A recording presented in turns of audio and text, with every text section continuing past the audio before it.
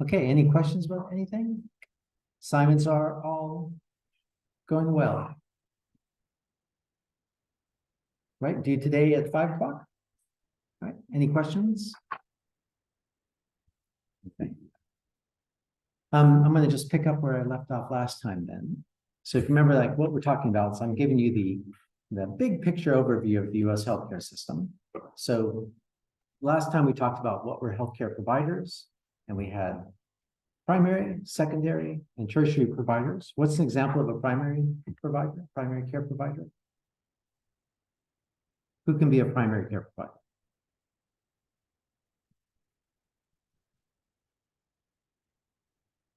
Family doctor. Okay, family doctor can be a primary care provider. Could a pharmacist be a primary care provider? Yeah. Yeah. Could my chat GPT be a primary care provider? Could be. Pretty soon it could be. I'm waiting for the day when they're going to have MedChat GPT. I'm going to use that all the time. So how many of you use Chat GPT? Have you? Yeah, I had a friend who had a birthday, and so I went on and I wrote her, I decided to see if it would write birthday poems. So yeah, it did good. One was like a scary poem, and then I did one that was a gothic. That was nice. Then one was a happy one. So, but someday what they'll have is they'll have probably in the next year, they'll probably have it where what they do is they have a GPT that only accesses medical journals. And so then you can go on and you can, have some type of quality control, something like that. So that could be your primary care provider. Mercy Hospital, a secondary care provider or a tertiary care provider? How many say tertiary? How many say secondary? Well, secondary, Davis Cancer Center, tertiary, right? So tertiary is Davis Cancer Center. Cancer centers are tertiary, and Mercy Hospital is a secondary care provider. If you go to an ear, nose, and throat specialist, primary care, secondary care, tertiary care. Primary, secondary, tertiary. Secondary care, right? Most specialists are secondary care. So there's, we talked about that. Then we talked about different organizations of healthcare. So we talked about like what sole practices are. We talked about group practices and HMOs. We talked about Kaiser. So if you don't know about Kaiser, we'll probably talk about Kaiser a lot, because Kaiser is a very kind of a good example of a healthcare provider an HMO that does kind of what almost does universal care. So Kaiser is pretty close to what you're going to get in the UK in terms of a lot of the access. All right, so then we started moving into, well, so what kind of different healthcare providers are there? And we said, healthcare systems. So we said now that there are 4 basic type systems. So we went through, first one was a national health service like New Zealand or Australia or the UK. And the idea there is that the government owns the hospitals. Providers are typically the primary care providers are independent, but they get reimbursed from the government. So most people get some type of subsidies when they go to the primary care provider. Medications there's subsidized medications and non-subsidized medications. Subsidized medications means that the government pays the majority of the costs, and so the co-payment is only about $15 per person for a medication. By the way, big news today about the in healthcare that we'll talk about later on, where Medicare just announced that they're going to they identified the 10 drugs that they're going to negotiate prices on. So we'll talk about this as it goes on, but this was this is a big deal in the US. Do any other countries negotiate drug prices with pharmaceutical companies? How many think yes? Other countries do. Some countries do. No one else does. Answer is they all do, right? Except for the US. The US is about the only one that doesn't. And so when they passed the Inflation Reduction Act last December, is that in there for the first time, it allowed Medicare to go through and negotiate drug prices. And so they just announced yesterday, I think it was yesterday, they just announced what the first 10 drugs are that they're going to negotiate. So we'll talk about that when we get into drugs. Healthcare in Canada, second type of system where hospitals are private, or at least are not owned by the government. Primary care providers, again, independent, but people get subsidized for going to the primary care doctor. They all have a little health card, and that health card, when you go, you basically show it to the doctor, and the doctor then registers it, and then they charge the government.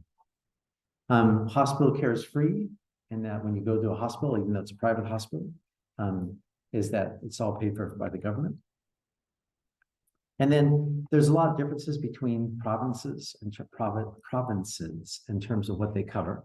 So like they're kind of the same thing with states, where states have different kind of benefits for Medicaid recipients. And it's the same thing there, is that different provinces have different things. Okay, second type. Third type, Germany. We said that, well, Germany, they have everyone has to have private insurance. So it's and that there are two different types of plans. There are public plans and private plans. So the private plans are ones that are offered by insurance companies. The public plan is basically what the government offers. But they're all very similar because they all have to have the same basic type of things. So they're very highly regulated. But hospitals are private, family doctors private, medications paid for by insurance, and other things are paid for by insurance. So it's basically an insurance-based system.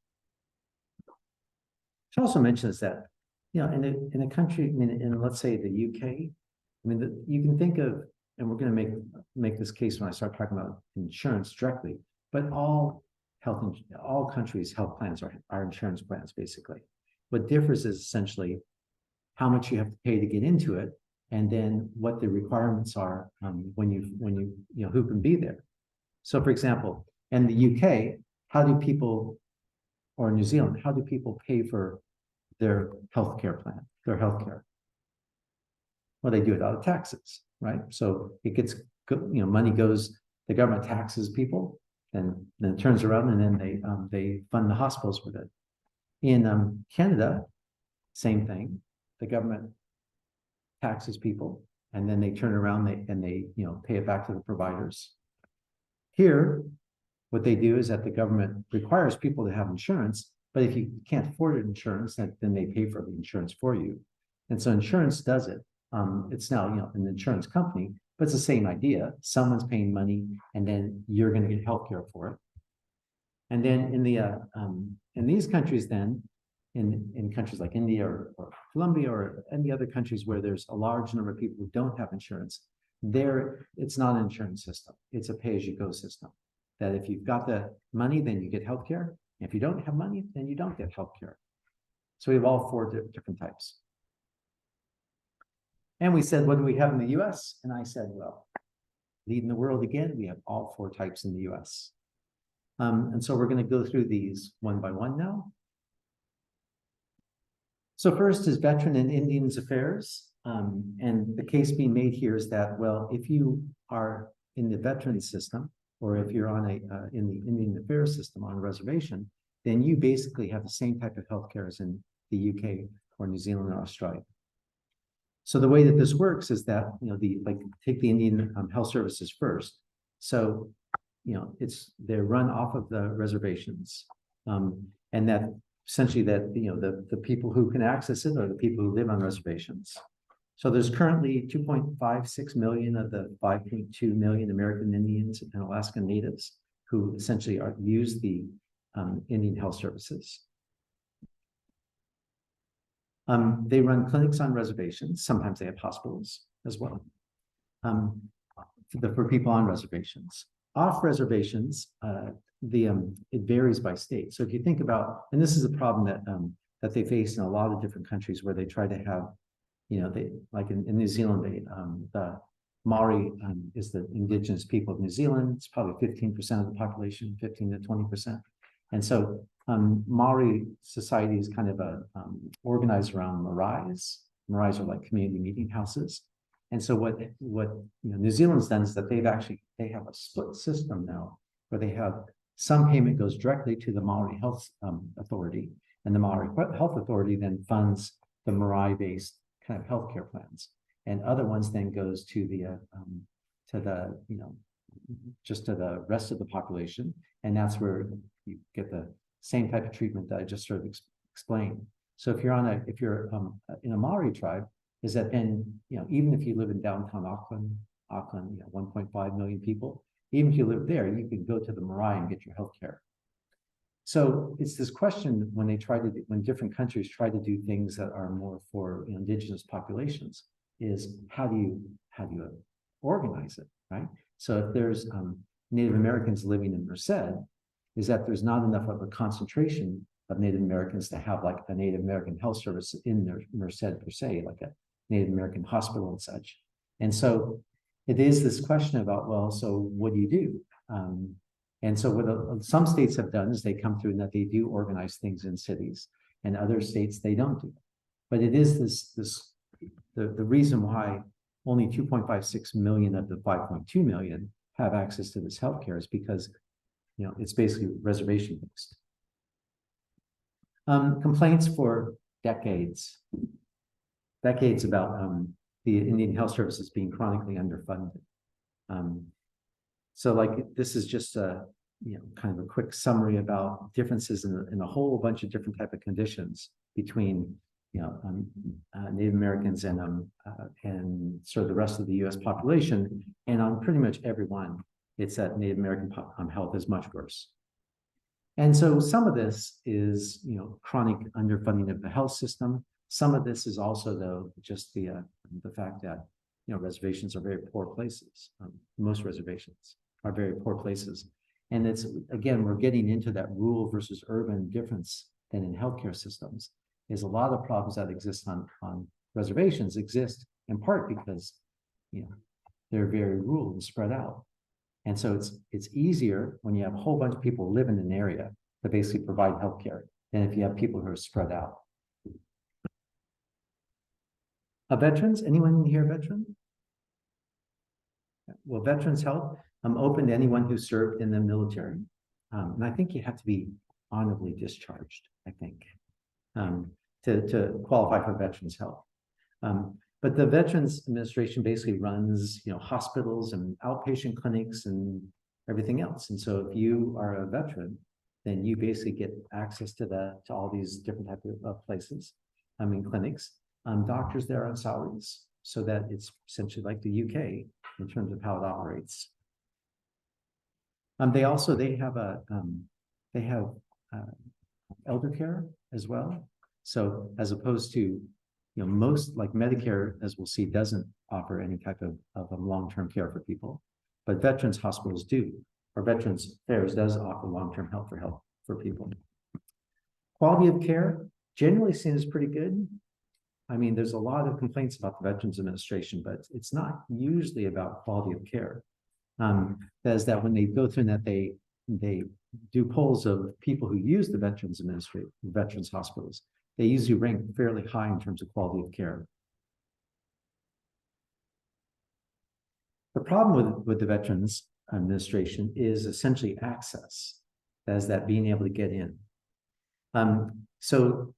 There was a report that came out in 2015 that sort of summarized this, and it said that so the main things that people are accessing the Veterans Hospital for are musculoskeletal ailments, so injuries, chronic fatigue and other type of conditions, and then mental disorders. So the question is, well, why? What's the problem with the Veterans Administration? Well, the problem is that if you think about if you're a veteran and that you have access to the Veterans Administration, you probably, if you're working, you probably also have access through your just sort of private employer as well. So the question is, so when would you use the Veterans Administration and when would you use private employers? And so what tends to happen is that there's always a chronic, huge waiting list to use the Veterans Healthcare Administration, because it's sort of underfunded. They don't fund it that much, and so it's been a big problem of waiting times for veterans to get healthcare, especially for PTSDs and other types of things that are of a higher prevalence for veterans. And the Veterans Administration is known as kind of the best place to get treatment for. And so this is the Obama administration when came through and said that all waiting times had to be less than, I think it was 90 days, that no one could wait more than 90 days. And that's what the head of the Veterans Administration told us, all the veterans hospitals. And then in 2014, there was a big scandal. And the scandal was that they found out that what the veterans hospitals were doing is keeping two sets of books. They'd keep the books of everyone who's on a waiting list, which was the unofficial one. But then when they have a place for them, that then they would move them over to the official list. So that officially, it looked like everyone got treated seen within 90 days. But that was only because they had an unofficial book that just sort of, with lots of people on it who weren't sort of making the list. And this is a common thing the common problem that lots of healthcare systems, like the national healthcare systems, like the UK, faces as well, is how do you go through and decide who's going to get care? So, for example, if you have a hernia and you live in Auckland, is that Auckland won't do surgery on you. So, hernia is when the muscle tears, like it's usually in your groin area, muscle tears. And so, it's painful and things like that. You can either do surgery or you can put a truss on it. Truss is just like a belt that goes around you and sort of holds things in. And so in Auckland, is that if you're in a public system, the demand is so great for hernias surgeries that they just don't offer surgery until it becomes a emergency. Instead, they just have you wear a truss. Okay. So the question is, well, so why don't they just offer to everyone? And it's because, what's the cost to people for getting hernia surgery? Well, it's basically zero, right? Because it's free. And so, the question becomes, well, so when are you going to get hernia surgery? Are you going to get it, when you just feel a little niggling? Or are you going to wait until you really know that you need surgery? And so governments have this problem down there about how to control basically the waiting list.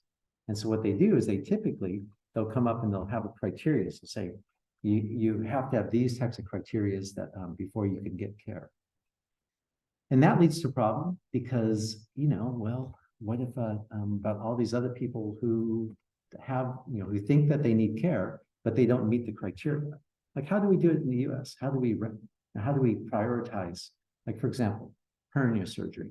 If you need hernia surgery, or if you have a hernia, how do they decide in the US whether or not you're going to get surgery or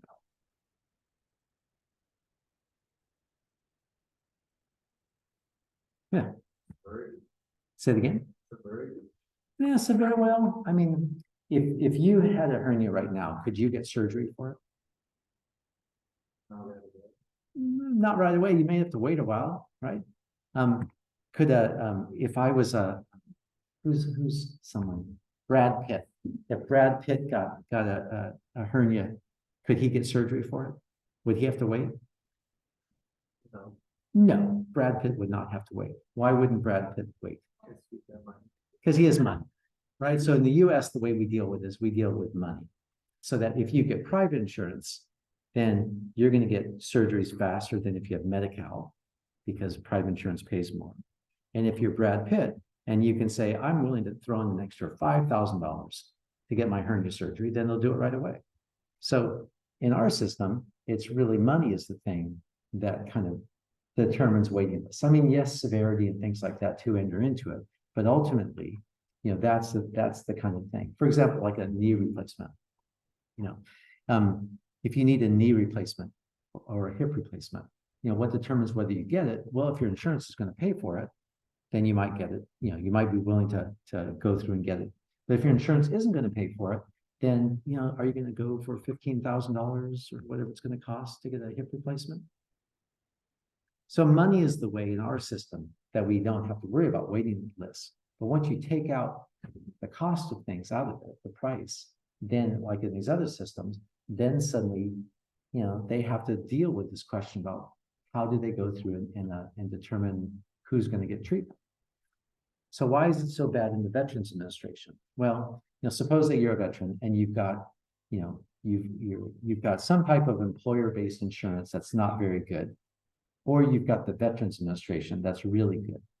So for everything that you have, all your treatment, you'd probably rather go to the Veterans Administration, right? But there's so many veterans that means the Veterans Administration would have to really, really expand out, and Congress doesn't want to pay for all that. And so instead, they limit the funding of the Veterans Administration. So Veterans Administration has to limit what they do to just kind of, things that are severe, things that they deal with well, or someone who's maybe doesn't have any insurance. So they have to prioritize on that, because there's always this group of people kind of over to the side who'd like to come through and use the Veterans Administration if they could. So I'll give you an example. When my father was a veteran, I served in World War II, and he after got injured during World War II, got treatment in the VA hospital, always had good things to say about the VA hospital. Went to school on the GI Bill. So after World War II, what they did is that they basically said, all veterans can go to university for free. So he went to university and worked as an elementary school teacher. And so he got insurance through Kaiser. So he, through his school. So he never had to go through and use the Veterans Hospital at all. Well, after he retired, he stayed in Kaiser. So he never had to use the Veterans Administration. And then he had like a health incident where he suddenly needed long-term care. And, his Kaiser wouldn't pay for long-term care. Medicare wouldn't pay for long-term care. So, a lot of families face this, is that you said your older person has a health incident and you suddenly have like 3 or 4 days to figure out where you're going to put them. So we scrambled around and thought, the Veterans Administration, they do long-term care. So we went to the Veterans Administration and said, hey, veteran needs long-term care. Veterans Administration said, he's got to come down here and apply in person, and there's a waiting list. So couldn't apply in person. And the waiting list was so long that, there's no way that we could hold on. And so we basically just paid for it out of pocket. So that's what a lot of people do, is that they run in the situation where they're faced with the prospect of either private insurance or the veterans, and that, if veterans would pay for everything, people would just use the Veterans Administration. But if Veterans Administration paid for everyone, it would cost too much, and Congress doesn't fund them, so they have to somehow limit who they provide care to. So that's why they tend to limit it to people who kind of really need the type of treatments that they can offer and don't have some type of private insurance.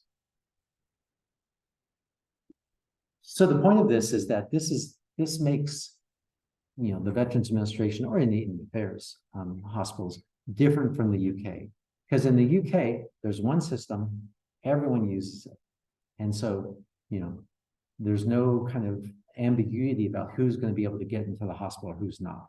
They still have problems with waiting times in the UK and other places. That's the big challenge that they face, is waiting times. But there's not any question about, there's not like dual systems.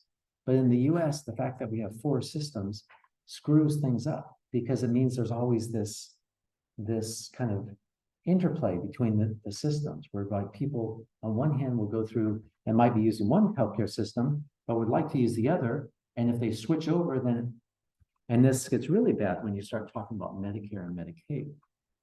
So Medicare is the next type of system. Medicare is for people over 65, right? So there's 2 things. There's Medicare and Medicaid. Medicare is for over 65. Medicaid is for people under 65. Medicaid in California is called Medi-Cal. So sometimes I'll use those terms Medicaid and Medi-Cal interchangeably, but that's just because California decided to call their system Medi-Cal rather than Medicaid, but still the same thing. Medicare is operated by the federal government. So it's operated out of the Center of Medicare and Medicaid Studies, CMS, which is in, outside of Baltimore. It's a gigantic building. And they basically go through that, they monitor, they do the administer Medicare for all, 61 million people who are over 65 in the US. There's also something called Medicare Advantage plans. And Medicare Advantage plans is part of Medicare, but it means that you actually keep your private health insurance. Medicare generally is very popular among people, who are, over 65. And one thing that traditionally has happened in the past is that, people have come through, Republican politicians have come through and said that they want to limit entitlements. And when they talk about entitlements, they're talking about Social Security, Medicare, and Medicaid primarily. And so what happens when they start talking about limiting Medicare is that seniors get upset. And when seniors, turns out that people over 65 vote a lot. And so it's always been sort of political suicide for a politician to go through and to try and limit Medicare. They're talking about it again. So who is it? Is it Nikki Haley? Is she the big one who's talking about limiting Medicare? One of the current politicians, the Republican politicians, is talking about limiting Medicare. Because what they say, well, this is an entitlement program that's growing too big, and so we need to limit it somehow. And one way they're talking about limiting it is basically making it so, people my age who are not in Medicare, but who are over 50 would still get it. Over 40, maybe, but all it would be income tested by that point. So if you got to be over 65 and you had, a lot of money, quote unquote, is that then you wouldn't get Medicare. Right now, it's all right. Everyone gets Medicare, whether you're Bill Gates or whether you're, you've never worked at all. It's just everyone over 65 gets Medicare. There are 4 parts to Medicare, and we're going to, we'll refer to these a lot. So, you don't have to know the details of it, but just understand the basics of what they are. There's Part A, that covers hospital care. Notice it doesn't cover long-term care, right? But it covers hospital care. What's hospice, by the way? Anyone know what hospice is?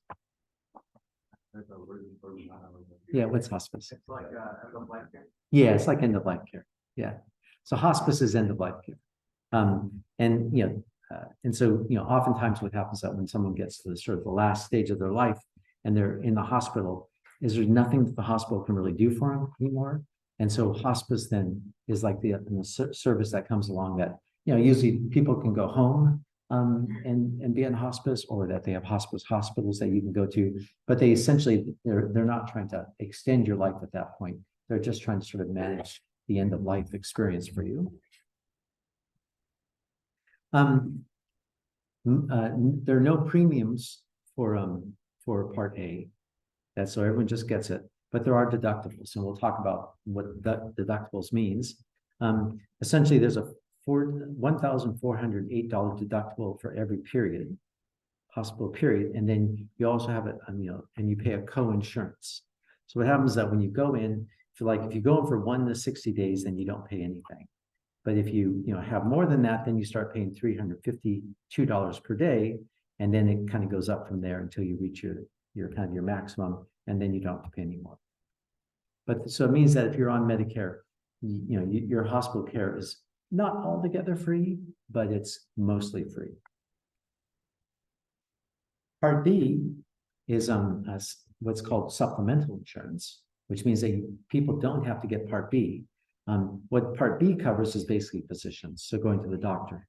So you can get Medicare with Part A, and it's free. But if you go to the doctor, then you just pay to go to the doctor. Part B is, covers all these things, right? Physician services, emergency departments, etc. So most people on Medicare will get Part B, which means that you're paying somewhere between, $145 a month for Part B. Well, come back. Part C is this Medicare Advantage. And what that is that's where you actually keep your private insurance. So like my mother, she was on Kaiser when she was working, and then after she retired, she worked for the school district. The school district paid part of her Kaiser, and then she paid, I think, $350 a month to Kaiser. And so Kaiser then gets the Medicare money from the government, and they get money from her employer, her former employer. and they also then get her to pay. So they're basically putting money from, three different pots. And then once you do that, then you're a Kaiser patient. So like there was no real difference between her and other Kaiser patients, just that rather than most people get Kaiser, they have their employer and themselves pay. In this case, Medicare also pays part of it. So that's what an Advantage plan is. The Advantage plan is that she's, a Kaiser patient, but she's going through that she's, that Medicare is paying part of her premiums. So the difference here then is that from Medicare standpoint is that it's not a fee for service. So if you think about the way that these things work, these are what's called fee for service, whereby if somebody goes into the hospital, then they get some treatment, then Medicare, what they do is they basically just send off to Baltimore and say, Mrs. Jones came in here and that she had a appendectomy. And so, we treated her. And then Medicare sends back a payment back to the hospital. If Miss Jones comes in next week and has, something else, then they can send off that bill off to Medicare, and Medicare then pays it. And then it goes on like that. It's fee for service means that every time that they get a service that they charge a fee for. Medicare Advantage plans are not fee for service. What they are is that Medicare pays a certain amount to, in this case, the Kaiser, pays a certain amount to Kaiser, and then that's it. If Kaiser, doesn't have, if Mrs. Jones doesn't have any type of treatments during the year, then Kaiser keeps all the money. If Mrs. Jones ends up with a, $200,000 bill, then Kaiser pays a $200,000 bill, but Medicare doesn't have to pay it anymore. So from Medicare standpoint, they like Medicare Advantage plans because they, they limit their risk. They limit how much that's going to cost them because they know that we're just going to pay that amount and that's it. Do private insurance companies like Medicare Advantage plans? The answer is depends, right? What does it depend on? How much they get paid. If they get paid more than what they think it's going to cost, then they like them. If they don't, but the reason that aside from just sort of risk management, like not having to worry about how much you're going to pay, the other reason that they give that they like these Medicare Advantage plans is because in theory it gives the incentive to Kaiser to keep Mrs. Jones healthy, because if they can do things to keep Mrs. Jones healthy, then she's not going to use healthcare, and so then they make money. So they like it because it gives the incentives that way. The danger is that, or the risk is that the other way that Kaiser can make money is not keeping Mrs. Jones healthy, but just not giving her care, right? Just every time that she wants something, you say, oh, sorry, we're not going to cover that. And so, this is the downside about these types of managed care plans is that it gives an incentive for the insurance companies, the HMO, to keep you healthy. It also gives the incentive for the insurance companies or the HMO to deny you care. The last part is Medicare Part D. And Medicare Part D covers prescription drugs. Medicare Part D, as we'll talk about next week, is relatively rare. Or new. It was just 2006 that they did it. So before Medicare Part D came along in 2006, people on Medicare had to pay full price for all their prescriptions, and so people were going broke because they don't have income, and that they're having to pay exorbitant amounts for all these medications, and so like $300 per pill type of payments for things. So people having to sell their house, going bankruptcy, etc., if they had some type of chronic conditions. And so they passed Medicare Part D, and what Medicare Part D basically does is it says that, well, people on Medicare can enroll in Part D, and it will pay for their prescription drugs. They have to pay a certain amount per month, and they have to pay like a certain amount per drugs and things like this. So there's lots of different kind of caveats or things that have to go along with it. And also you have to sign up right when you're 65. So if you try and wait to sign for Medicare, then they'll charge you a whole bunch later on. So what they want is they made it so that when you're 65, even though it's not, it's a, it's an optional thing, is that they made it so that you have all the incentives to sign up when you're 65. Okay, so this is what Medicare looks like then, right? 61.2 million beneficiaries. There are some people who are disabled who are also below 65 who are covered on Medicare, but for the most part, it's mostly for seniors. For the supplemental, yeah, so most people then have basically everyone who doesn't have veterans, to care for veterans has Medicare Part A. Fewer people have Medicare Part B, but not that much fewer people. About what, maybe a third of people are in the Medicare parts, in the Medicare Advantages, and then most people then get the Part D. But doesn't cover long-term care. So remember that, because that turns out to be a big problem. Any questions about Medicare before I go on? All right, Medicaid. Medicaid, was also passed. So Medicare was passed in 1965 after Kennedy gets assassinated. Johnson becomes president, and one of the things that Johnson wanted to push through was civil rights and also healthcare. And so Johnson pushes through Medicare and Medicaid. Medicare to cover people over 65, and then Medicaid was sort of seen as the supposed to cover people who were poor, working poor. That was the idea behind it. So there are different types of policies for Medicare. Probably the most common one is CHIPS, the Child Health Insurance Plan. CHIPS covers covers children essentially. So that and that CHIPS has so a lot of the kids are covered by CHIPS, even if their parents don't qualify for Medicare. Medicaid is that CHIPS will they'll still qualify for CHIPS. The thing is though that it's a state-run program. So whereas Medicare is a federal program, Medicaid is a state-run program. So what that means is that states have a lot of latitude in terms of what they can do. So Medicare will cover part of it. So the law says that the federal support has to be at least 58%, but less than 83%. So it means that states can decide kind of what their benefit. They have some benefits that they have to do, but they can decide kind of who gets it and how much it's going to be. But it's got to be within these parameters, right? Within these parameters of being more than 50%, less than 83%. So what they're trying to avoid is that basically the government giving the state a bunch of money, and the state says, "Fine, we're not going to offer anything to people, and so therefore we're just going to take your money and give it to people. But that's it. The state's not going to put in anything." So they're trying to avoid that, right?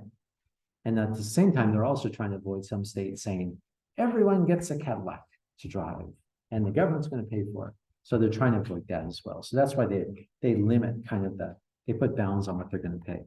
It's because they wanted states to still have to pay something. So here are the things that Medicaid has to cover: inpatient, hospital, physicians, etc.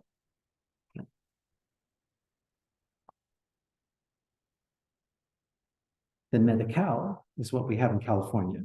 So there's about 12.5 million people in Medi-Cal. What percentage of people in Merced County are in Medi-Cal? What do you think? Merced County, what percent of people are in Medi-Cal? Yeah. 50. About 50% of people are on Medi-Cal in Merced County. What percent of people are on Medicare? Probably about 20%, 15 to 20% are on Medicare. So if you think that's 50% on Medi-Cal, 20 to 20, call it 20% on Medicare. How many people work for state governments or local governments or state governments or things like that? Or military, probably another 5, 6, 7%, something like that. So essentially it means in Medicare, in Merced County, we're somewhere close to 80% of the people are they paid for by the government? That's why when they start talking about, universal healthcare where the government pays for everything, it's like in Merced County, it's like, we're almost there. In fact, most of the valley is almost there right now. And it's because California's Medicare numbers are very high, right? So they give much more generous benefits for Medicare, or much more big inclusions for Medicare. And that also is that there's just a lot of people who are low income in the San Joaquin Valley, and so they qualify for Medicare. To qualify for Medi-Cal, is that you've got to be less than 138 of the federal poverty line. So your household income has to be less than 138% of the federal poverty line. Now that's not a lot of money, as we'll see. Federal poverty line is not that high. So 138%, means that you're somewhere below like $35,000, something like that. It's not very high. So that shows that there's a lot of people in the San Joaquin Valley who have very low incomes.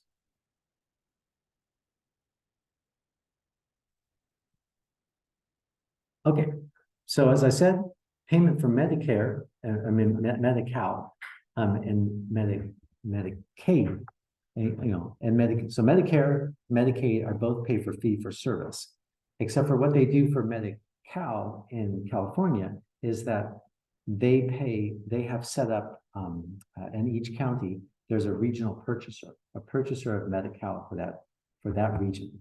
So our purchaser in Merced County is the Central California Alliance for Health. So if you're ever on 16th Street there, you'll see there's a building called the Central California Alliance for Health. And what they do is that they are responsible for, they get a money from the Department of Healthcare Services, the California Department of Healthcare Services, based on the number of Medi-Cal enrollees. And then they pay for everything.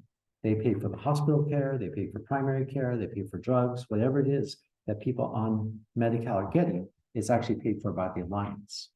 And so again, if the Alliance can, put in policies to make people healthier, then they get a profit. And if the Alliance, ends up having something happen where they have to suddenly spend a bunch of money, then they make a loss. But what it means that in our region, the ones who really purchases healthcare for people is the Central California Alliance for Health. Down in Fresno, it's Calviva. I think Calviva is the Medi-Cal purchaser in Fresno, in Madera. Over in Santa Barbara, it's Sencal. Up in Mariposa, where I live, Mariposa, they don't have I think they just go through Anthem Blue Cross. So Anthem Blue Cross is their Medi-Cal purchaser up there. So different counties have different type of ring. Yeah. In Mariposa, or that was Madera. Yeah. In Madera, that the hospital just closed. Yeah. And so that was a big deal the reason why the hospital closed in Madera was because it was a community hospital, right? That was serving mostly low income, and that the hospital was being funded partly through the Medi-Cal, since they treat mostly Medi-Cal patients, but also the county was giving money, and the hospital is going downhill in terms of, it's really hard for hospitals to exist just on Medi-Cal, as we'll see in a second. It's really hard for hospitals to exist. So that's a case where, they closed down the hospital because it's kind of like the worse the quality of the hospital gets. Well, I'll ask you, if you're in Madera, anyone here live in Madera? No. If you're in Madera and you are faced with the prospect of you're looking at your community hospital, and the community hospital is, going downhill in terms of long waiting times, poor quality, everything else, do you have other options for where to go to a hospital? In Fresno, just go down to the community hospital or St. Agnes or any of the other ones, which are only 10 miles away. So, it means that hospitals in Madera, they weren't competing. I mean, it was the only hospital in Madera, but really they're competing against the hospitals down in Fresno. And so once the quality starts going down in a hospital, then private patients start to bail. Patients who can, who their insurance will pay for them to go to community hospital, bail, which means that the hospital gets even more financial trouble. And so and the county, was trying to find someone to step in, but no one really wanted to step in because they're saying, well, this hospital is going downhill because all we've left with is Medi-Cal payments, Medi-Cal recipients. And so, what happened is that it closed, right? It closed. And so if you're with private insurance down there, are you disadvantaged? Well, I mean, you have to go down 10 miles down to Fresno to get your health care. But for the most part, that's not a big deal. But if you're someone who's low income and relies on public transportation, et cetera, then it's a big deal. Okay. So Medi-Cal enrollments, Medi-Cal has just recently had some big news as well, big changes, is that at the end of March. So what happened when the pandemic hit is that they came through and they said, well, we want to freeze all Medi-Cal enrollments, meaning is that if you go on Medi-Cal, you're going to stay on Medi-Cal until you told them that you didn't want to go on Medi-Cal anymore. So, and why did they do that? Well, because they were trying to make sure that people had enough access to healthcare. So the idea being is that they expanded the Medi-Cal roles during the pandemic. And they sort of put it, and the time limit on this was supposed to be when officially the pandemic ended. So that's why it was a kind of a big deal when the Biden administration came through and said, oh, the pandemic is over as of March 2023. Because what it did is it said, oh, those Medi-Cal rules kind of are going to end now. So now what happens is that, if you don't actively enroll in Medi-Cal, then you get kicked off Medi-Cal.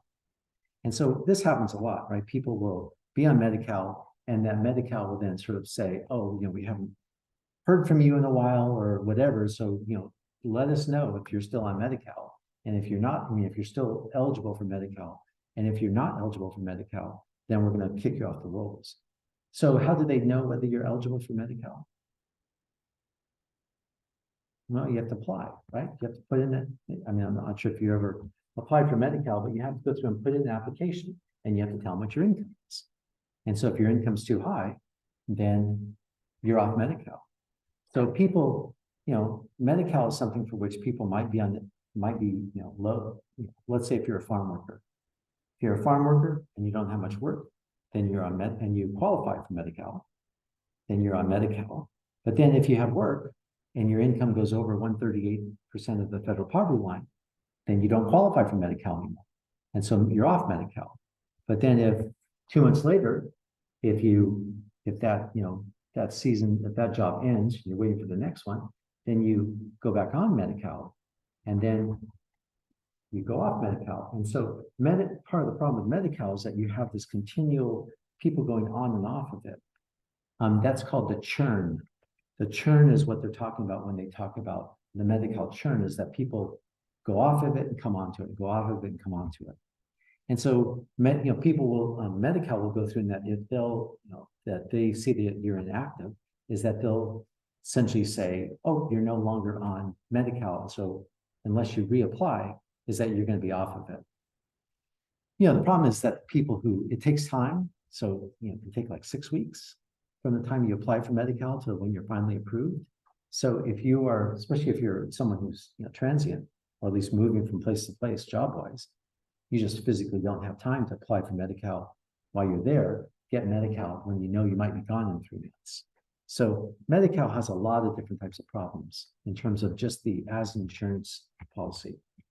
And so this churn then, there can be lots of reasons why people can go through and go from it. Could be income, could just be the renewal process is hard to do. Could be is that they don't receive the notifications. So, you've got to have an address and be at that address such that when they send you the letter that says you need to reapply, you have to be there, etc. So there's lots of things. Maybe you don't speak the language. Lots of different issues that can come along with Medi-Cal. So again, this doesn't necessarily happen. So they estimate that somewhere between nationwide about 7.8 and 24 million people are going to lose their health insurance just because of this change in the regulation, which means that suddenly lots of people are going to be kicked off, and it will take time for them to get back on or to or just to go through the process. So the point of, the thing about this is that this is the same problem then that exists with veterans, which is that it's not the fact that Medi-Cal per se is, or Medicare doesn't have this problem. If you're on Medicare, you're on Medicare. Doesn't matter if you change states, change whatever, you're always on Medicare. But Medi-Cal, Medicaid, is that you have to qualify for it. And so, different states have different type of rules. So if you move to another state, you have to apply for Medi-Cal and Medicaid in their state. And that if you get a job with higher income, then you go off of it. Then you might have to go back on it again, et cetera. And so it's not the fact that Medi-Cal itself is necessarily a bad program, but it's the people, it's the having the dual systems, right? It's the having the people might go on private insurance and then have to go on Medi-Cal. And then they might go on, something else and then have to come back to Medi-Cal. And it's that thing which, where people get stuck on. Okay, private insurance. So private insurance, this is the dominant way that people in the US get healthcare. There's two types of two ways that you can get it. There's either group insurance or individual insurance. So group insurance, that's where you get insurance as a group. So for example, here at the university, I'm on Blue Cross. That's group insurance, meaning that when I joined the university, they said, "Oh, you can be part of Blue Cross," and I said, "Great." They didn't necessarily look at my medical history. They, when they set my premiums, they didn't look at my medical history. They didn't look at anything else. They just charged me whatever they charge everyone else at the university. That's group insurance. Individual insurance is when you purchase it yourself, so you're not part of a group. Now, individual insurance before the Affordable Care Act came along. Individual insurance so if you didn't have insurance through your employer, and that you had to just go buy individual insurance, not group insurance, just individual, is that then they would charge you a lot for individual insurance, so much so that it was prohibitively expensive for people to get individual insurance. So what the Affordable Care Act basically did is it came through and it created what's called the individual exchange. So it means that people either get private insurance through their employer, but if their employer doesn't offer private insurance, then they can get it through the individual exchange. And in California, the individual exchange is called, anyone know? It's called Covered California. So what Covered California is that's an exchange that's run by the state, where that if you don't have insurance through your employer, that you can go there and that you can get insurance off of the individual exchange, off of Covered California. So this is what it looks like then. So most people, right? Most people still get, who are under 65, most people get their health insurance from group insurance. About 13% of people get it off this individual exchange. And then you have what? 18% on Medicare, 20% on Medicaid and CHIPS, and then small amounts on other things. And then you have about 9% of people who are uninsured. So overall, about 98 or 91% of people in the US are insured, about 9% are uninsured. Okay, Affordable Care Act. Affordable Care Act enacted back, also called Obamacare, was enacted back in 2011, 2012, 2014 is when it sort of came into existence. So what it did is that it mandated that everyone had to have insurance. That's what the Affordable Care Act said. So you had to have insurance, and so you could get insurance through one of four ways: either private, Medicare, Medicaid, private group insurance, or the individual exchange. But you had to have one of those four. It did some things right away where it said that, people can stay on their parents' insurance until they're 26. It used to be 18. So most people, when you came to university, you were no longer on your parents' insurance because it didn't cover it. And so this mandated it. This said that now all policies have to cover kids till they're 26. Then what it did, it also imposed a lifetime, it prohibited lifetime caps on benefits. So before the Affordable Care Act came along, if what policies were doing is that policies would come through and they would do what's called these they were high deductible type plans. For example, my brother, before the Affordable Care Act, he's a teacher up in Chico. He quit teaching at a fairly young age, quit teaching, and then had to get insurance.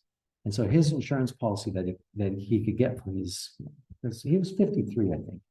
The insurance policy he could get for he and his wife was, I think they had a deductible of $10,000, which means that any type of health care that he used, he had to pay up until $10,000. Then once he reached $10,000, then I think he had to pay, I think the insurance paid 50% and he paid 50%, up to $1 million. And then at $1 million, he paid it all again.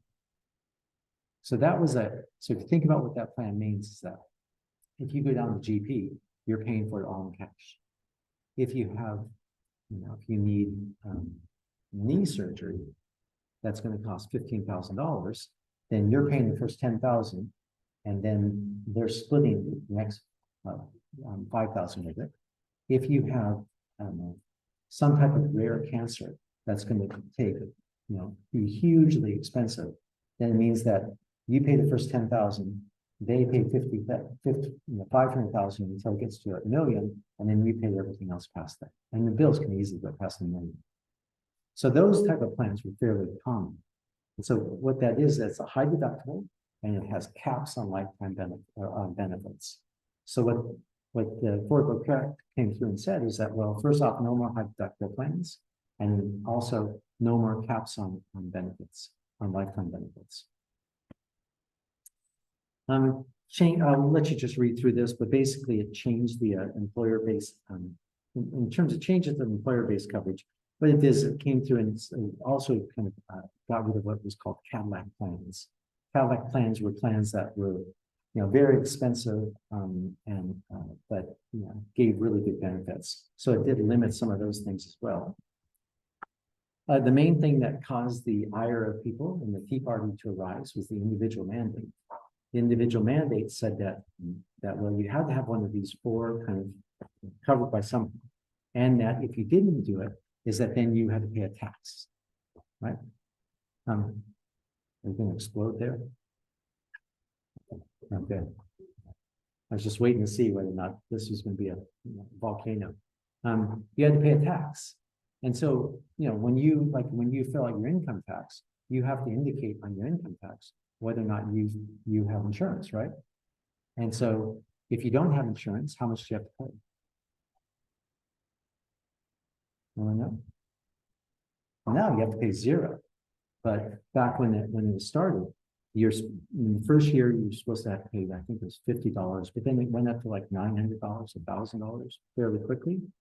And so they were going to put a pretty big tax on you if you didn't pay your health insurance. So that was the individual mandate. So everyone had to have health insurance. And if you don't have health insurance, then come tax time is that they were going to tax you. And so what they did for people who didn't have group insurance is that they set up the health insurance exchanges. Now, when they did this, they said that there's going to be two options for states. States could either do it themselves, or if the state didn't do it, then the federal government would do it. So like California was one of the early adopters of the Affordable Care Act. So California right away said, yeah, we'll set up our own exchange, and they set up Covered California, which means that the state gets a bunch of money from the federal government, and that then they run the Covered California exchange. What that means is that they go out and they negotiate with insurance companies in each region to offer plans for people. And that then that in every year then, and they do it by region. So the plans that we have access to here in Merced is different than the plans that they have access to in San Francisco. It's different than down in Bakersfield. All the different regions have their own kind of plans. And that's all negotiated by the state.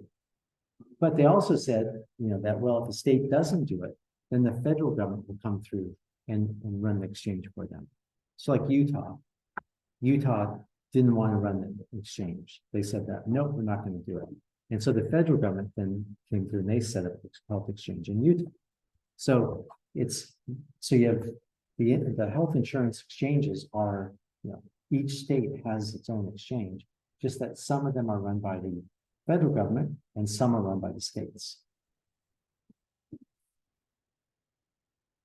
So the thought was when these things were set up is that, well, all states will want to go through and do this because it gives them more control, right? They can decide what type of plans to negotiate. They know the areas better. They can be responsive to people, but they found that a lot of states didn't want to do it. And so when they set up these exchanges, then it meant that, whether you're in a state or whether you're in doing it from the federal level, is that you had to get a qualified health plan. And a qualified health plans means that they go through and that they identify what has to be in the health plan. And what they said was that that there's going to be 4 different tiers in every plan. There's 4 different tiers: bronze, silver, gold, and platinum.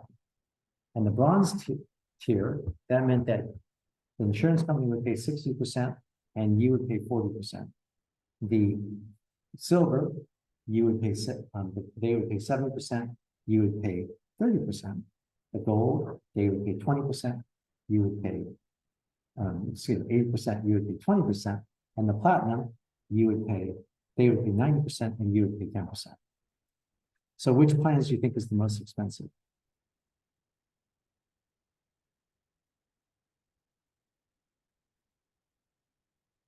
That's right. So that the ones where they pay only 10%, where you only pay 10%, is more expensive.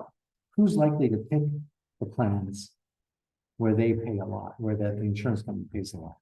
Who's likely to pick those plans? Like if I were to ask you, right now, if I would say, given your income right now in your situation, which plan are you going to pick? How many would pick the bronze plan? How many would pick the silver plan? Gold plan? Platinum? No, wait, no one raised their hand. You have to pick a plan. So you have to pick one. So how many right now, if I said that this is what you're going to do, you have to pick one of these plans. The bronze plan is going to be cheaper, but you have to pay more if you use healthcare. And the platinum plan is going to cost you more every month. But if you do use healthcare, it's that you don't have to pay as much. So how many of you would buy the bronze plan? Show me the hands. Okay, you would buy the bronze plan. Okay. How many would buy the silver plan? Okay. How many would buy the gold plan? How many would buy the platinum? If you had diabetes, which plan would you buy? And diabetes requires a lot of different, a lot of healthcare. Which one would you do with diabetes? Platinum, right? Platinum, because if you're going to use the healthcare a lot, then you might as well pay as little as possible every time you use it, especially if you're going to go and have something very serious.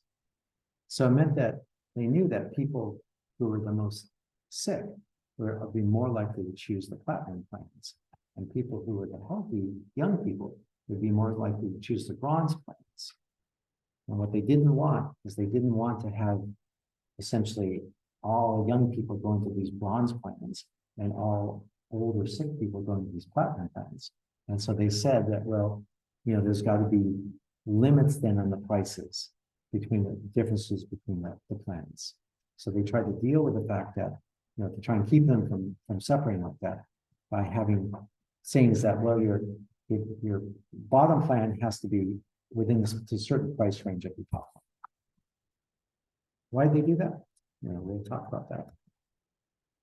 So that's where when it says premiums, 4.5% the cost of the lowest price plan, it means that the premium for the high plan can't be more than 4.5 times the cost of the low plan. So if your low plan is $100 a month, that the top plan can't be any more than $450 a month. If your low plan is $200 a month, the top plan can't be more than $900 a month. So they set these ranges. All right. And then they made subsidies. So, and we'll do something where we go and cover California later on, but But they put up subsidies, so basically you own your income. So if you're low income, then you essentially get, basically free. You pay very little. But if as your income goes up, then you pay more and more. So where the Affordable Care Act got into problems was that, this is like 100 to 400% of the federal poverty line is what where the premiums were based, is that, 400% of the federal poverty line is not that much money. And so it means that once you're past 400%, you're paying the full price of the health insurance.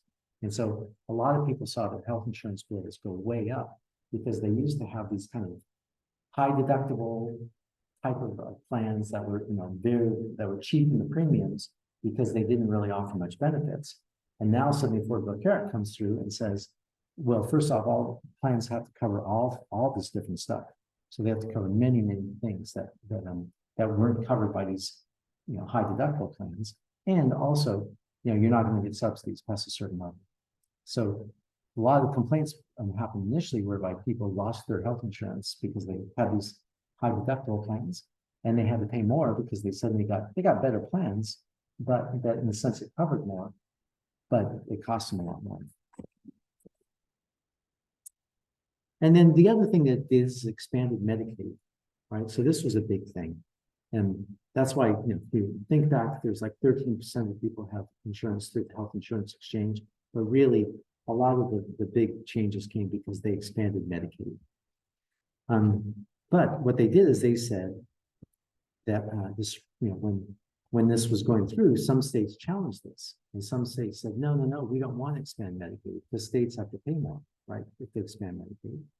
And so it went to the Supreme Court. And so the Supreme Court ruled that, well, states don't have to do the Medicaid expansion.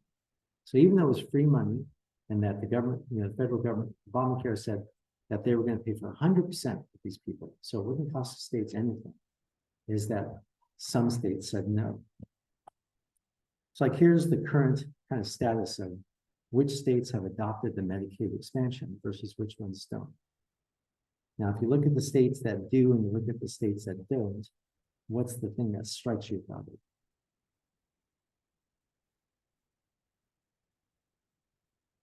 Yeah? That they're basically divided by parties.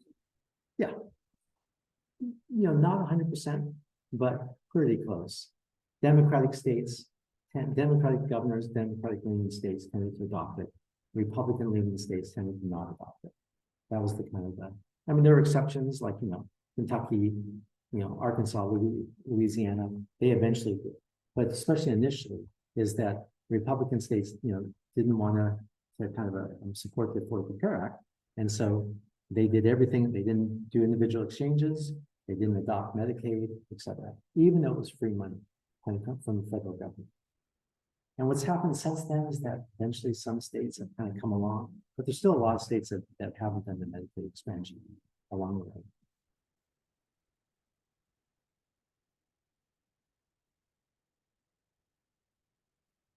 So if you look at by 2016, what happens essentially, you have these types of numbers for Medicaid then, and Medicaid and children's health experience coverage expanded a lot after the Affordable Care Act. So that's the thing that kind of remember from this is that the Affordable Care Act, what it was trying to do was trying to increase access to health insurance. That was its total purpose. And was it successful? Yep.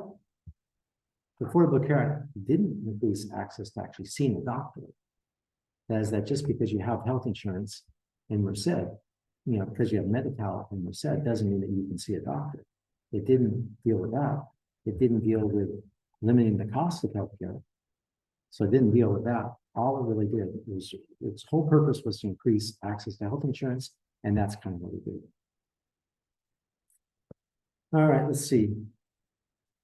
These are some estimates about what would have happened if they hadn't gone through and done the Affordable Care Act. The assumption, the estimates were about 20% of people will be uninsured now, as opposed to 9% that we have currently. So it did what it's supposed to do. It got people insurance, and you can see that it did a dramatic increase in the Medicare, Medicaid, and that's how we got people to get insurance. And this is just under 65. The Medicare was not affected by it. All right. So how about we stop there and we'll start next time? So have a good weekend. Enjoy Labor Day.